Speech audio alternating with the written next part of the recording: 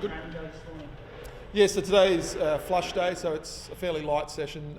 They got through a little bit of work, and we get ready for. We've got actually an extended break this time, which is a little bit different this season. With that extended break, do you hopefully a couple of injured players, Tom Lynch, one of them? No, Tom looks unlikely at this stage. In fact, very unlikely. Brad Crouch will be close, so if he can get through all of the training and tick all the boxes, he's a chance. But Tommy won't be available. What's happened to Tommy is just the fact that he just hasn't progressed as quickly as others. Yeah, so no, he won't be back. Is anyone else in this one? You have to give me a name and I'll try. Shane McAdam. Oh yeah. So Shane, so he obviously copped a knock in the game, but every indication is that he's going to be fine. So particularly with the 9 days, it's not. There's no strains. It's just a bit of bruising. And Jace, will there be a full injury report coming out in about 10 minutes? Oh, cool. So with the extended break, will that give, Nixie was saying how I guess it's frustrating because you've been working in small groups a lot. Yes. How many big sessions? Yeah. Perfect some stuff? One. Yeah, so that should be enough, shouldn't it? But it is better. It's really going to be beneficial. One of the frustrations of the season has been the protocols, which are absolutely necessary, but in terms of training as a whole group, it's really challenging. Because we've got the bye this week, we're allowed to have one session which will replicate our match, and so therefore we'll be able to do what would look like a much more normal training session in any other year. So we're looking forward to that.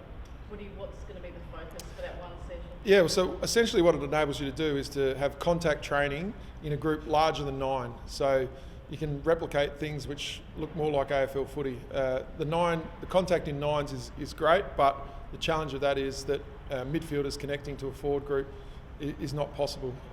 And so in this one session for the season, we'll be able to replicate those scenarios, which are some of the things that we're needing to work on, because obviously. From the weekend, we felt as though the intent, the energy, the contest around the ball was outstanding. But once again, our ability just to convert some of those opportunities into scores was not there. And on the counter, Geelong, when they got their chance, were able to do that. So you must feel you're edging closer, and perhaps against Hawthorn, there's a good opportunity. Absolutely. I think what I would say is that it's been an enormously challenging year, but internally we're absolutely focused and on task in terms of working towards what it's going to look like in the next season and the season after. So, we're not getting the results, and that's frustrating, particularly for our fans and supporters on game day. But equally, our fans and supporters, talking to them when you see them from about 1.5 metres, they understand. They're kind of seeing what we're seeing in terms of the progression, the young guys coming on, and at times our ability to play the style for a period, but we haven't been able to sustain it for the whole game, and that's the challenge. We've got 4 more opportunities to do that, and when we do that, we'll give ourselves every chance of getting a win. Can you take the thing how power play the Hawks and that sort of environment? Yeah, we'll look at that was a great game of footy. Hawthorn played a pretty strong game themselves in that one. So we always sort of review the whole season, but often you go back in the last 3 games and have a pretty close look at them, and we'll take things out of that. But ultimately, it's probably more about us continuing to develop the brand of footy that we want to play, and trying to just sustain it, as I said, for a longer period. Doc, culture was obviously a big issue at the end of last season, part of the review. As times have gotten tougher, we've heard players say how good the culture is, and the word is that players enjoy being in each other's company and around each other. What have you noticed that's changed for the better? Yeah, well, I think this season has been very frustrating, and it's been extremely disappointing, particularly on match day.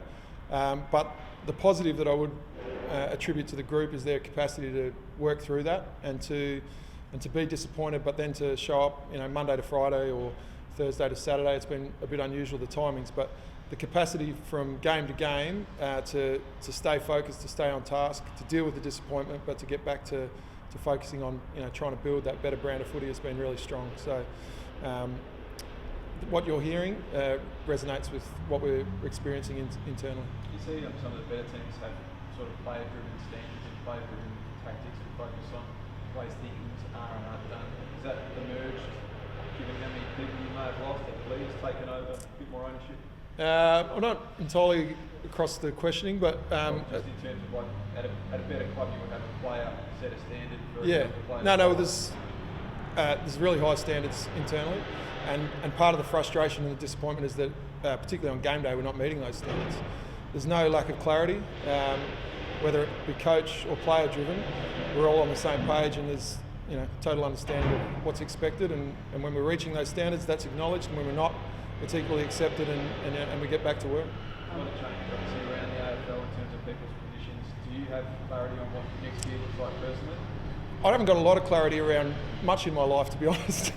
But in terms of professionally, we've got a really united group, but there's some challenging decisions to be made from administrators right across the league. It's that time of year. Every season I've been involved in AFL, there's been significant change internally, and it's just the nature of the competition. This year's going to be particularly challenging because of the soft cap implications, and the people that are in the place to make those decisions will do so with the best interests of the club at heart, and we'll see how it shakes out. Do you know if you'll be here next year? Personally, we haven't had that conversation, but in time it'll come to that. How soon does that decision have to be made? Well, probably sometime before the start of next season, I reckon. Be good. There's no real urgency is what I'm trying to get to. I mean, the reality is, there's a big break at the end of each season, and you've got to shuffle things around and make the fit for next season. But right at the moment, the focus is clearly on this season. Next season, we'll deal with it when we get to it. What we can deal with is making sure that we're getting things right, getting things put in place, so that we're taking steps forward, and that's all everyone internally is focused on. It's pretty clear. The latest odds are like $1.65 for the Crows to go winless. Does that dishearten the group? Save your money. It's a good odd. You put money on that? Don't put any money on it. We've got 4 opportunities. We'll continue to try and play a really strong brand of footy, and if we do it right, then the wins will come. The wins will come, and regardless of these 4 games, what we're doing is we're building a mode of football that's going to win us long term, and lots of wins, not just one.